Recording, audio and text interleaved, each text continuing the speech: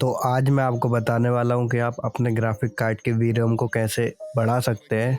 अगर आपके पास एक एएमडी का लैपटॉप है और उसमें एक ग्राफिक कार्ड है इंटरनल वाला, तो उसकी वीरम को आप बढ़ा सकते हो। देखो, लैपटॉप के जितने भी ग्राफिक कार्ड होते हैं उसकी वीरम जो होती है वो आपकी फिजिकल मेमोरी ही होती है। डेस्कटॉप में क्या होता है कि अपने ग्राफिक कार्ड की एक अलग मेमोरी होती है रैम की तरह, ठीक है, वो उसका यूज करते हैं। बट लैपटॉप में ऐसा नहीं होता है। लैपटॉप में क्या होता है, शेयर्ड मेमोरी होती है। जब भी ग्राफिक कार्ड को रैम की रिक्वायरमेंट होती है तो वो हमारी रैम में से, जो फिजिकल रैम होती है उसमें से उसको ले लेगा, ठीक है, रैम का यूज कर लेगा।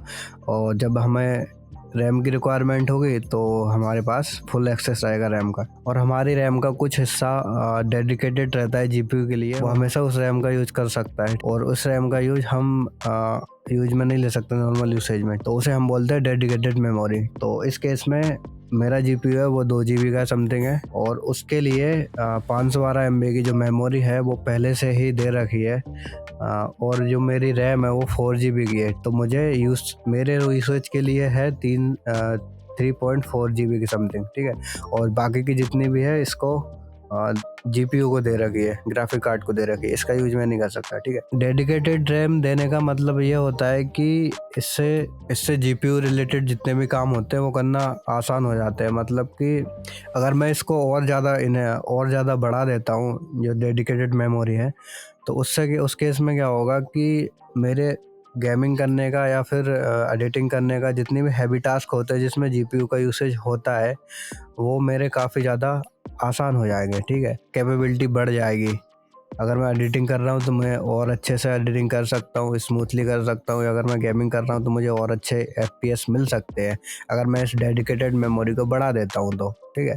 तो इस वीडियो हम इसी चीज़ को करने वाले हैं। हम हमारे जीपीयू की जो 512 MB रैम है, ठीक है, उसको हम बढ़ाकर 1 GB तक करेंगे। देखो, मैं 2 GB तक कर सकता हूँ, इसकी कैपेसिटी 2 GB तक है, इसको मैं बढ़ा सकता हूँ। और मेरे पीसी में अभी 4 GB की रैम है। अगर मैं इसको 2 GB दे दूंगा तो मेरा विंडो ठीक तरीके से काम कर नहीं पाएगा, तो मैं इसके लिए 1 GB कर दूंगा, ठीक है।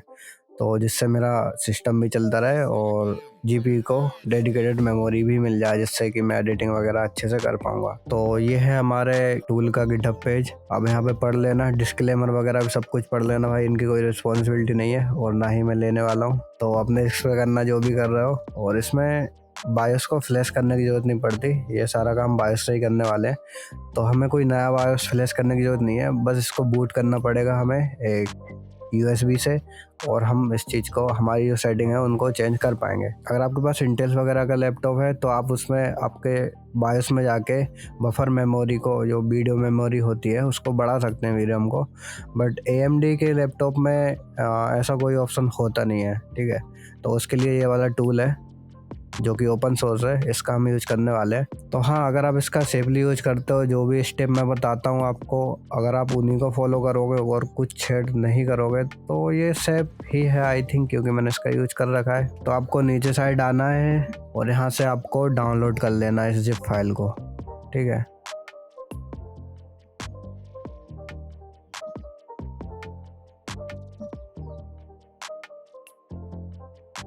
और अब आपको आपकी पेन ड्राइव लगानी है, ठीक है, और उसको फॉर्मेट करना है। और आपको इसको F32 में ही फॉर्मेट करना है, ठीक है, ये जो भी डिफ़ॉल्ट है।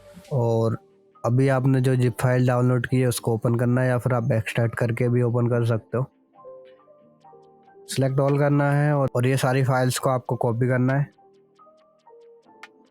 और कॉपी करके आपको अपनी पेन ड्राइव में इसको पेस्ट कर देना है। और फिर आपको आपकी बायोस में जाना है और वहाँ से सिक्योर बूट को ऑफ कर देना है, ठीक है। उसके बाद आप आपकी पेन ड्राइव से बूट कर पाओगे। तो आपको आपके बूट मेन्यू में आ जाना है, ठीक है, और आपको पेन ड्राइव से आपकी बूट करना है। तो आपको कुछ बायोस जैसा इंटरफेस मिलेगा, ठीक है, जैसे कि हमारी नॉर्मल बायोस होती है। तो हमें अपने एरो से, जो यहाँ पे माउस काम नहीं करेगा तो आपको क्या करना है, आपका जो बटन्स होती हैं उसके थ्रू आपको कंट्रोल करना है इसको। तो आपको डिवाइस मैनेजर में आना है, उसके बाद AMD CBS NBIO, ठीक है। GFX, और यहाँ पे आपको इसको ऑटो से 4 सेट कर देना है, और सेकंड वाले को आपको स्पेसिफाइड कर देना है, ठीक है। और यहाँ से आप बफर साइज को ये बफर साइज जो है उसको चेंज कर देना, ठीक है। थर्ड वाले और फिफ्थ वाले को छोड़ देना ऑटो पे ही, ठीक है। आप यहाँ से आप अपना जो वी रैम का साइज है उस ठीक है सिलेक्ट कर सकते हो यहाँ से।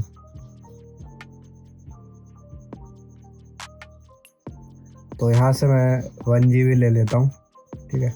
अब आपको यहाँ पे F10 प्रेस करना है, ठीक है। तो फिर आपको Y प्रेस करना है, फिर आपको एस्केप दबाना है एक बार फिर से, जब तक कि आपका होम स्क्रीन ना आ जाए तब तक आपको बैक करते रहना है एस्केप से, ठीक है।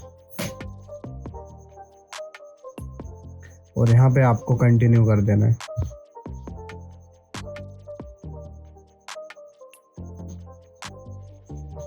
और फिर आपको एंटर प्रेस करना है। और अब आप देख सकते हो हमारी डेडिकेटेड जो मेमोरी है वो 1 GB हो गई है 512 MB से, ठीक है। तो इस तरह आप इसको बढ़ा सकते हो, ठीक है। और अब मैं आपको दिखाता हूँ आपको डिफ़ॉल्ट कैसे करना है, सेटिंग को रीसेट कैसे करना है, जो पहली थे आपको वैसा ही कैसे करना है। आपको फिर से आपको बूट कर लेना है अपनी पेन ड्राइव में, ठीक है, जैसे आपने अभी किया था। अपने बूट मेन्यू में चले जाना और यहाँ से पेन ड्राइव को सिलेक्ट कर लेना।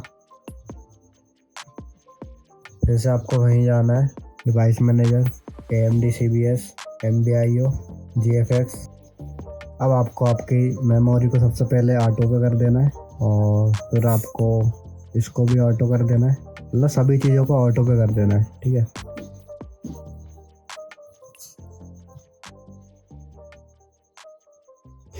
फिर आपको F10 प्रेस करनी है, और फिर Y कंटिन्यू सेव करने के लिए। फिर आपको बैक आना है एस्केप से, फिर से आना है होम स्क्रीन तक, ठीक है।